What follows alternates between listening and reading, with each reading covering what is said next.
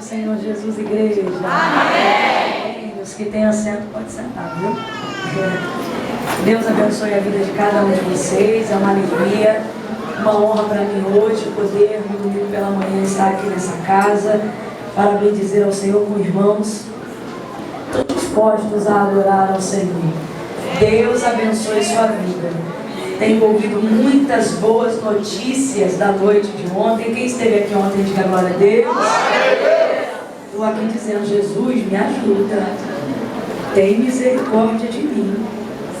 Falei: Eduardo, como foi? Quando ele faz aquela cara, ele fez uma cara tipo assim: prega, tá, minha filha? Falei: Jesus Cristo. Mas eu fico feliz porque é sinal que, se de tudo falhar, já tem comida para 40 dias aí. Abra comigo a sua Bíblia no livro de Atos dos Apóstolos. Oh, aleluia. Glória a Deus. Louva a Deus pela vida do pastor Marcos, esse servo do Senhor. Ontem nós chegamos juntos. Eu estava vindo da igreja que atendia e ele trazendo meu esposo de carro. E quando vi, né, já o seu semblante, sua alegria, né, o carisma do Espírito Santo sobre a vida dele, eu entrei depois no quarto e falei: Eduardo, esse irmão, o pastor falou que é daqui, mas ele parece carioca. Olha eu puxando sardinha pro meu lado. Ele é tão simpático, tão agradável, tão gentil. Falou: Camila, e a igreja toda é assim. Eu falei: que bênção, Deus abençoe. Louvar a Deus pela vida da irmã Lucimara. Quem conhece a irmã Lucimara, diga amém. Amém. Gente, ela é uma serva do Senhor, uma serva. Olha ela lá, sua linda. Ela tem um negócio aí para combinar contigo aí no final.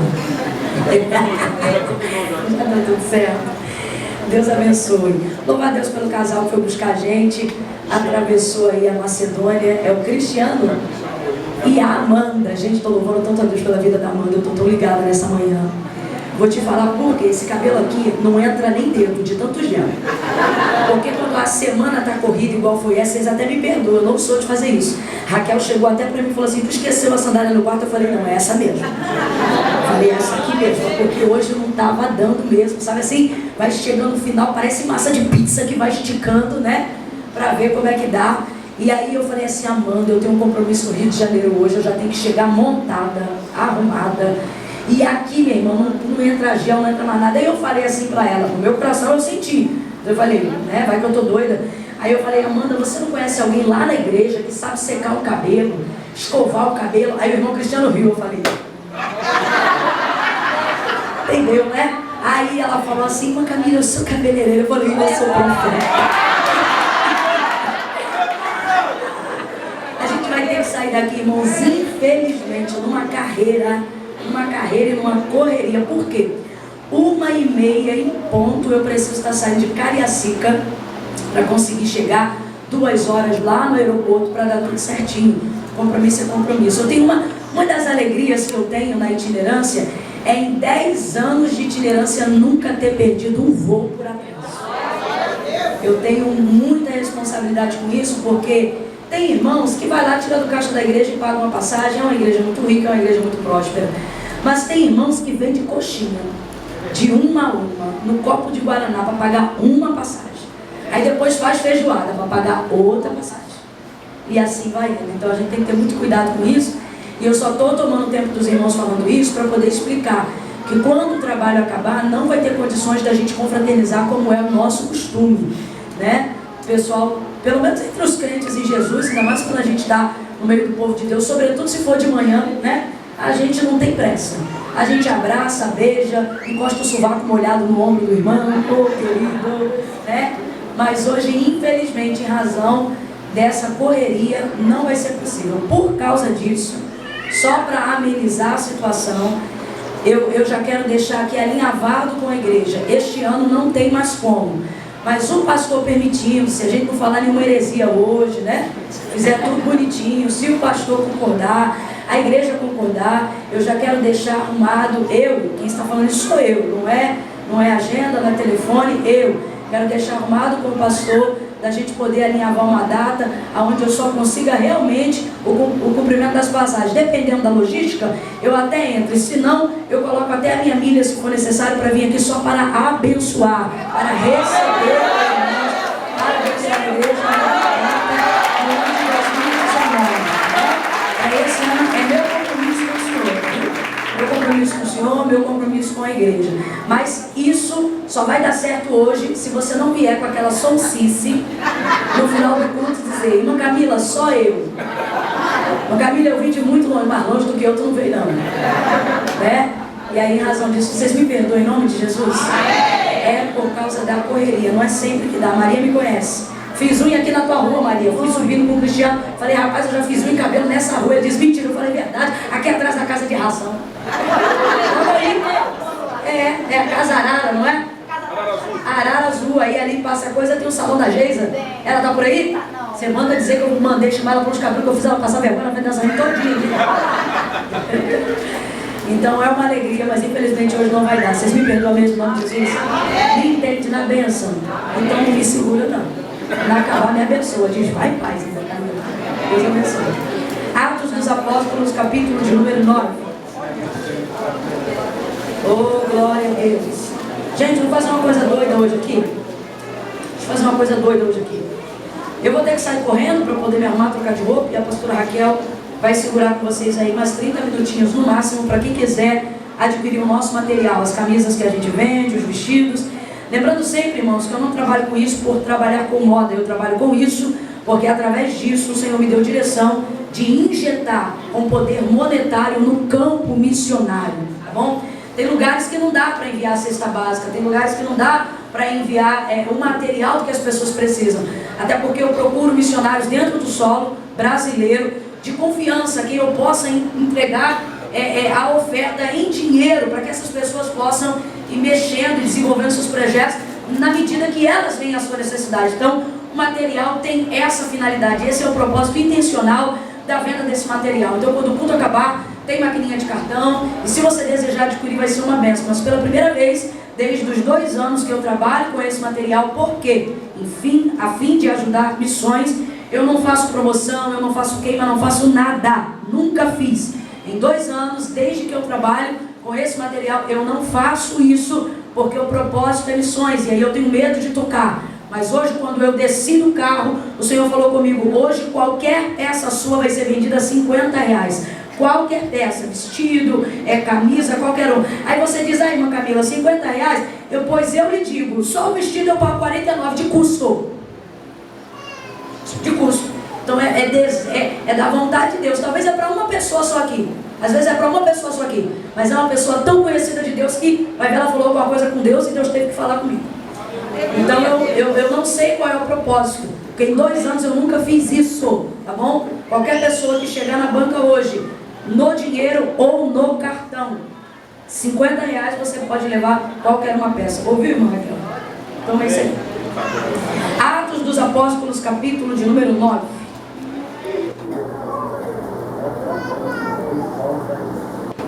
Glória a Deus.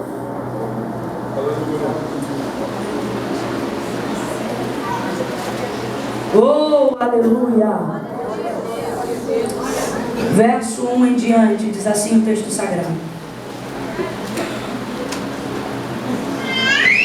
e Saulo, respirando ainda ameaças e mortes contra os discípulos do Senhor, dirigiu-se ao sumo sacerdote e pediu-lhe cartas para as sinagogas de Damasco, a fim de que, se encontrasse alguns daquela seita, quer homens ou quer mulheres, os conduzissem presos a Jerusalém.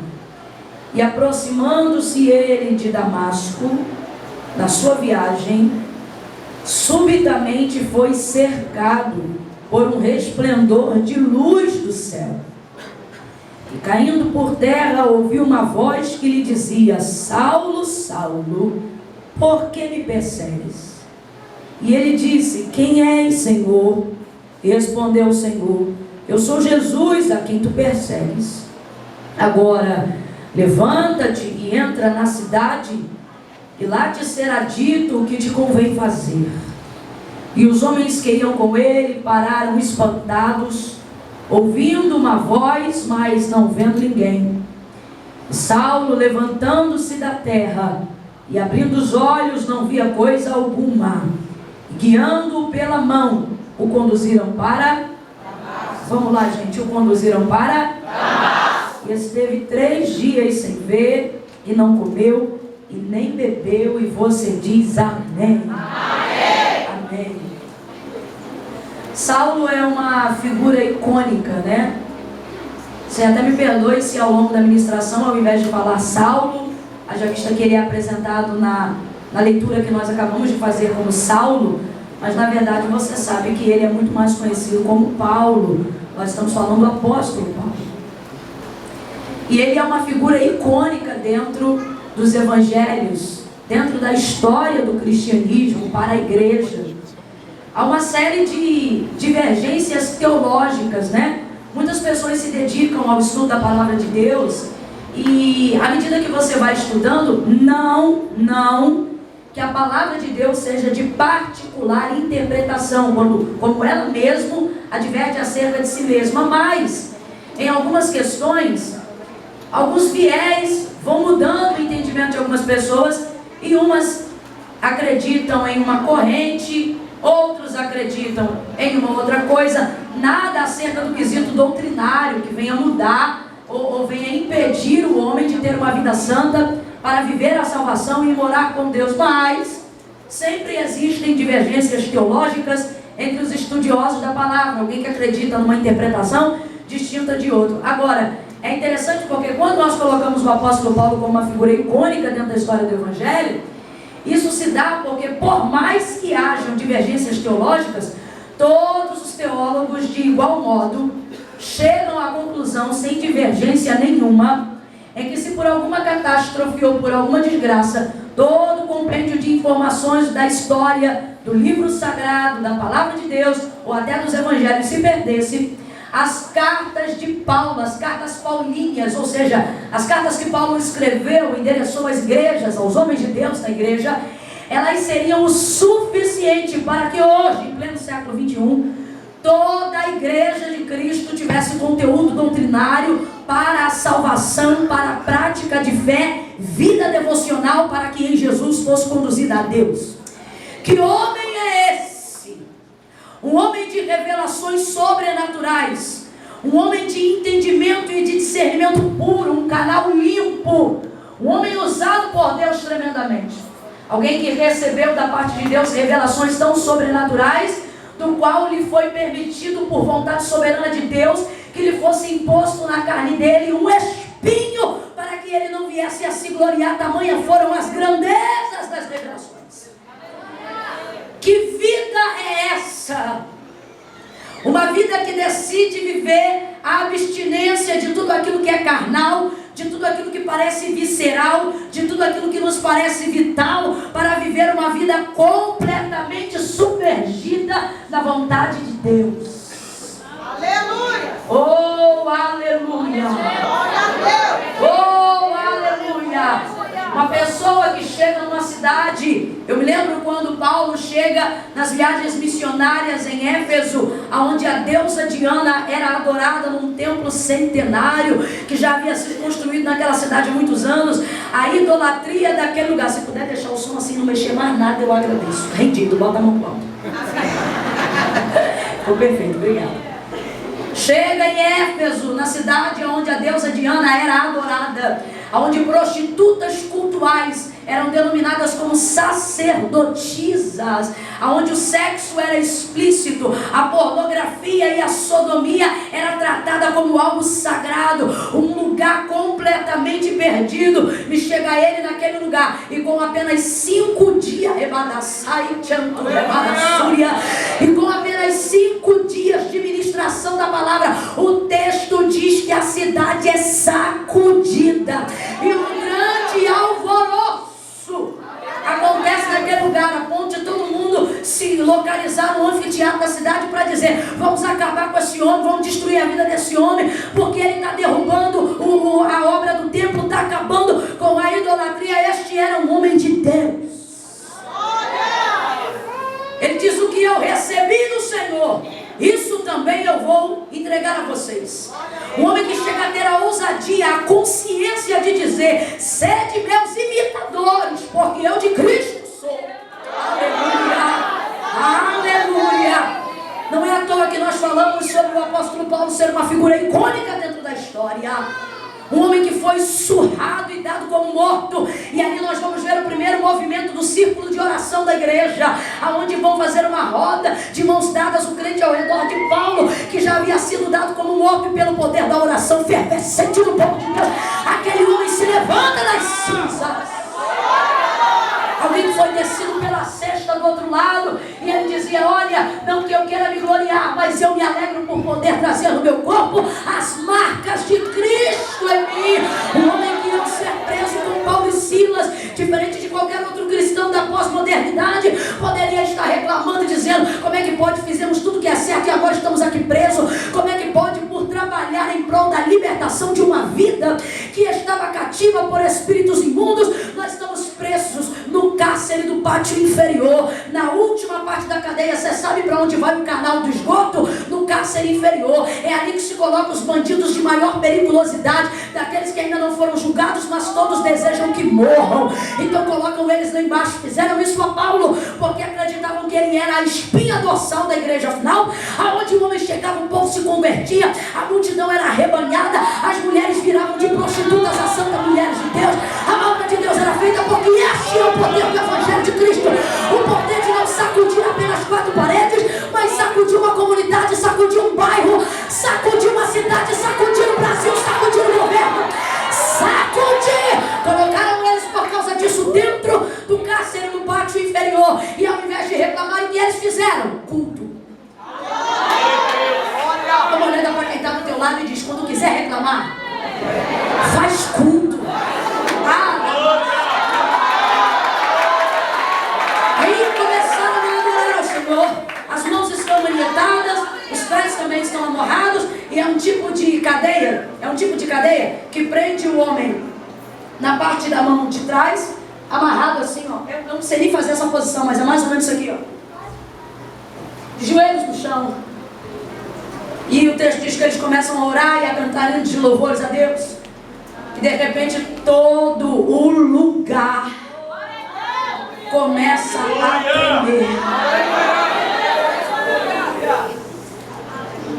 E moveu-se o lugar em que estava.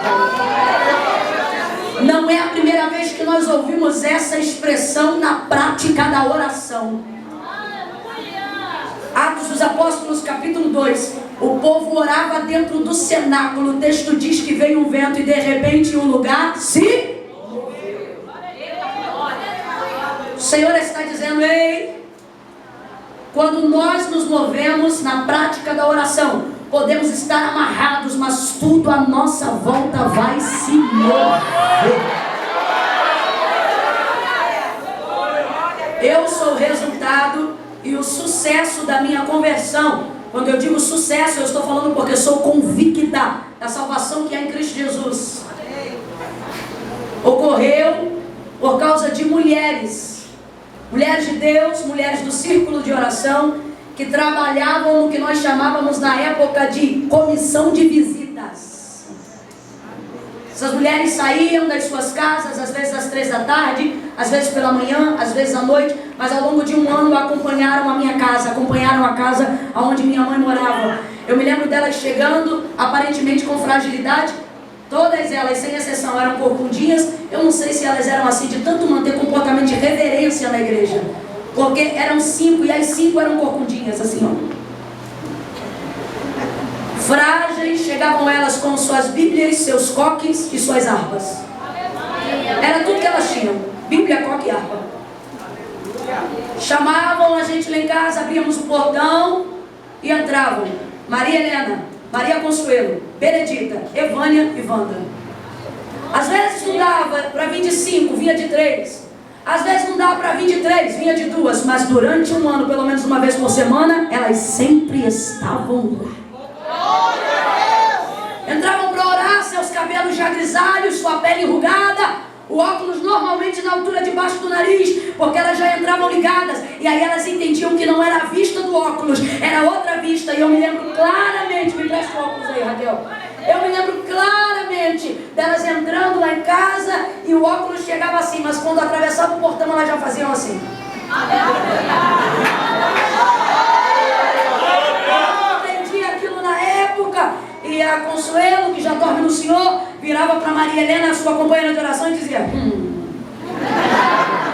Como quem diz aos diabos, aos demônios que nos atormentavam porque estávamos em processo de libertação, como quem diz: nós chegamos e já tivemos e não precisamos de óculos para isso.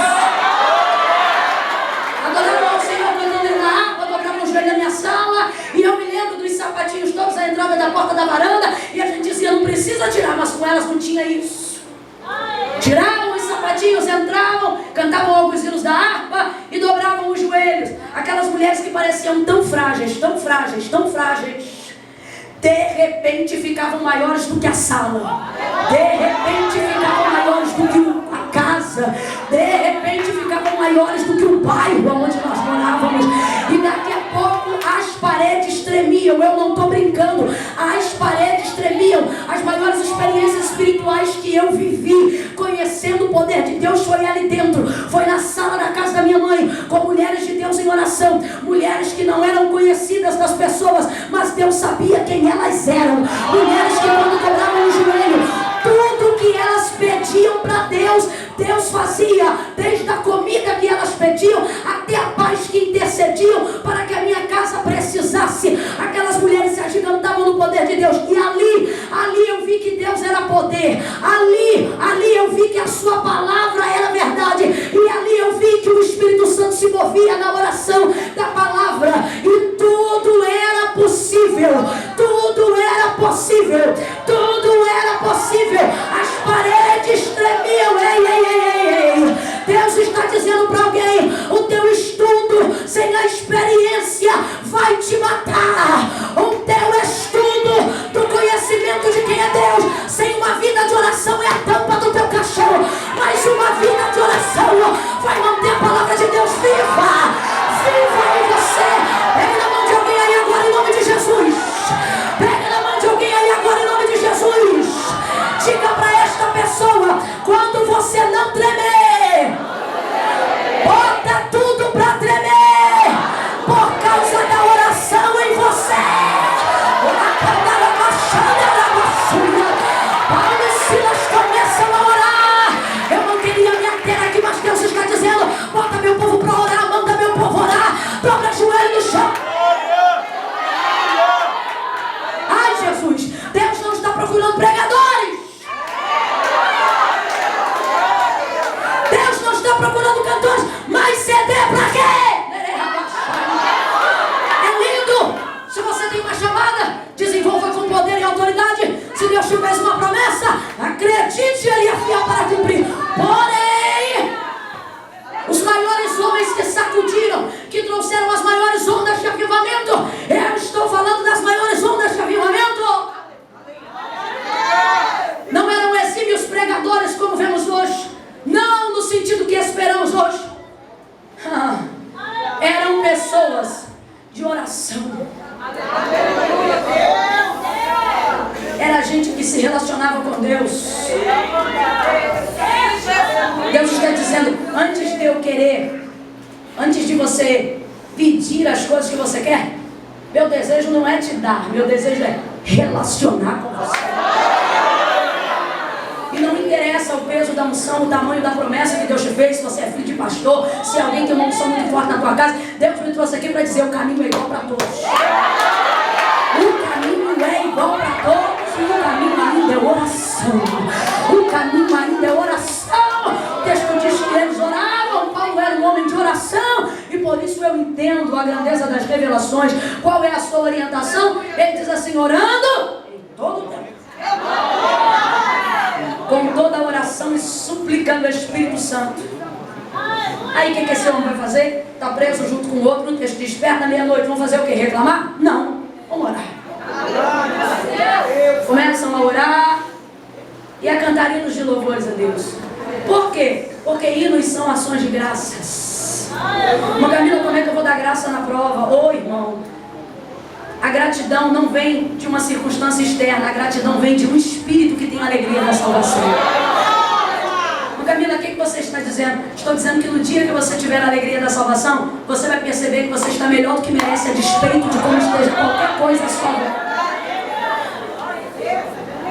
Começam a orar e o lugar se move. São experiências extraordinárias que nós podemos tirar da vida do apóstolo Paulo. Mas se eu perguntasse para ele, Paulo, qual é a maior de todas as experiências que você já viveu? Sem dúvida, ele diria Atos capítulo 9. Por quê? Porque todas as outras são apenas consequência dessa aqui. Qual é a maior experiência que um homem pode ter, segundo a visão de Paulo? É encontrar-se com o Salvador de sua alma. Glória a Deus. E é isso que aconteceu aqui no capítulo 9. Ele está vivendo uma experiência, e a maior experiência da sua vida. Eu queria que você usasse essa palavra, esse termo hoje, como palavra-chave nessa manhã, e dissesse comigo, experiência. Isso, diga, experiência. Você precisa de uma experiência. Você precisa ter uma vida marcada por experiências com Deus. A palavra de Deus não pode ser apenas sabida de você, ela precisa ser viva em você. E só experiências com Deus promovem isso no nosso interior. Irmão Camilo, o que é experiência? Vou te dar a definição segundo o dicionário português. O que é experiência? Chegar ao conhecimento de algo que você não sabia por intermédio de todos os sentidos do corpo. Vou repetir. Depois você chega em casa, pode olhar, ou na internet, no dicionário informal. Você vai encontrar experiência, definição. Chegar ao conhecimento de algo por intermédio de todos os sentidos do corpo. É uma das definições para a experiência. Eu não estou dizendo sentimentos, eu estou dizendo sentidos, visão, tato, olfato, paladar. Ou seja, é ter todo o seu corpo envolvido em algo que você está experimentando pela primeira vez, que já existia, mas você não sabia, não havia se manifestado em você. Então isso se torna uma experiência. E é isso que Paulo vai viver em Atos dos Apóstolos capítulo 9. Qual é o momento de Paulo em que ele se assemelha a nós? Muito mais do que nos parece. Não apenas quando ele é resgatado pela graça de Deus, mas muito antes disso. Porque quem é Saulo? Saulo, a gente só diz que ele é um perseguidor da igreja. Parece que ele é um larápio, vadio. Parece que ele é um vagabundo, um homem mau, sanguinário, perseguidor. Mas na verdade nós estamos falando de um homem de bem. Um camarada que trabalha para a guarda romana. Alguém instruído, um poliglota, um homem inteligente. Inclusive você vai ver ele mesmo usando o termo acerca da igreja que era primitiva, ou seja, muito nova ainda, dentro daquele cenário, precisando estabelecer sua credibilidade ainda na sociedade, por ser muito nova. Ele dizia que pedia as cartas para levar preso e cativo alguns daquela seita, porque segundo a visão de Paulo, Jesus Cristo é um charlatão. E por que ele tem essa visão? Porque não é a primeira vez que alguém aparece trazendo algo que nunca foi dito. Houve um homem chamado Cefas, e ele também arrebanhou certa multidão. Acerca dele, Gamaliel vai fazer menção quando defende a igreja e quando defende Pedro. Deixa eu falar aqui. Quem é Gamaliel? Gamaliel é instrutor de Paulo. Saulo esteve no mínimo 14 anos aos pés de Gamaliel para receber ensino, para receber preparo, para receber aprendizado. O próprio Gamaliel, mestre de Paulo, quando Pedro estava para ser morto, já na prisão, enquanto isso a igreja orava, Deus usa Gamaliel para trazer livramento. Eles dizem que vão matar Pedro. Aí Gamaliel toma a voz diante de todo o povo, sem ser crente, hein? Aleluia! Sem ser crente, que eu digo, é sem ser judeu messiânico, sem confessar que Jesus era o Messias. Aleluia! Toma a palavra diante da multidão e diz assim: dá de mão a esses homens. Ele diz: livra eles, larga eles. Aleluia! Ele diz assim: porque se essa obra é como a de Cefas, ou seja, aquele ladrão, aquele charlatão larápio que vem enganando o povo, ninguém precisa montar neles, ninguém precisa botar a mão, porque a obra de Cefas começa hoje e não chega amanhã. Ele diz: quem é Cefas? Você só sabe dele, do que eu estou falando aqui? Ele diz: agora solta esses homens, porque se essa obra é de charlatão, por si só ela ruirá. Mas se ela for de Deus,